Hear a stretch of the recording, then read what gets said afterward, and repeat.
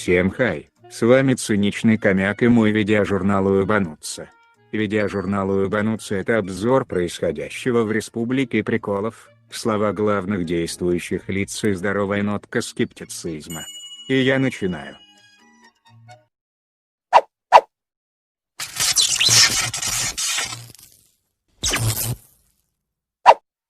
Если вы думали, что награждение дипломом и термосом — это дно днищенское, то вы ошибаетесь.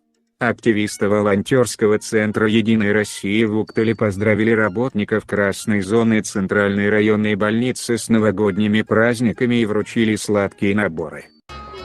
Аттракцион неслыханной щедрости! По мнению правящей партии, врачи, которые ежедневно рискуют собственным здоровьем за нищенскую зарплату, достойны исключительно маленького пакета сладостей, маленького настолько, что одна женщина легко несет их 5 штук в руках. Впрочем, это и не удивительно, если вспомнить, за кого голосуют бюджетники.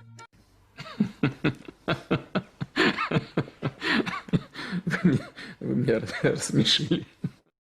Жительница Усть-Цильмы получила от государства 12 миллионов на постройку фермы на 50 голов крупного рогатого скота. Об открытии новой семейной животноводческой фермы на севере Коми в середине января 2021 года сообщила пресс-служба Минсельхоза Коми. Тут вам и чиновники с ленточками, и дети с шариками, песни, пляски и даже шашлык.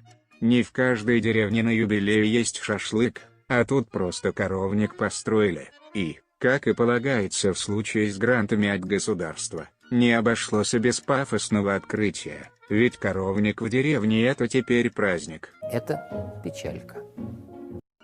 Ладно, перейдем от антуража к сути. Оказывается, хозяйка этой фермы не впервые выигрывает государственный грант, ранее ей же был построен на полученные деньги другой коровник. Это очень интересно. Особенно в том духе, что иногда и не менее важные весомые проекты грантов не получают, а тут одни и те же люди дважды выиграли. Похоже, что без связи или кумовства и здесь не обошлось. Хотя бы один аргумент, почему бы, сука, и нет? Гайзер из Коми все делал правильно. Именно так считают сельские дурачки из нашей Республики Приколов.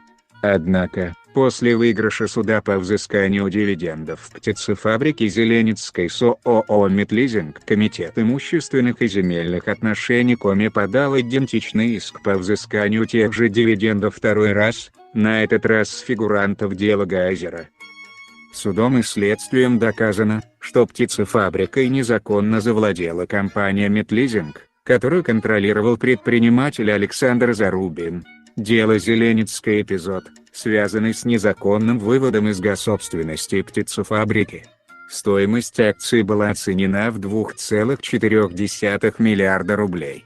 По данным следствия, организатором вывода был Зарубин, который скрылся за границей, а бенефициары через офшорные компании на Кипре Гайзер, Чернов и Торлопов.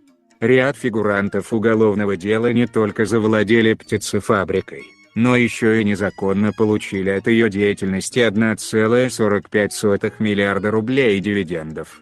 Но сельским дурачкам, восхищающимся новогодним поздравлением Гайзера, это неинтересно. Им достаточно ореола, созданного гайзеровскими пиарастами, в частности тем же Марущаком. Насколько это получается? Оставляйте свои лайки и комментарии, подписывайтесь на меня в социальных сетях, чтобы не пропустить ничего нового из Республики Приколов. Всем пока, до новой встречи.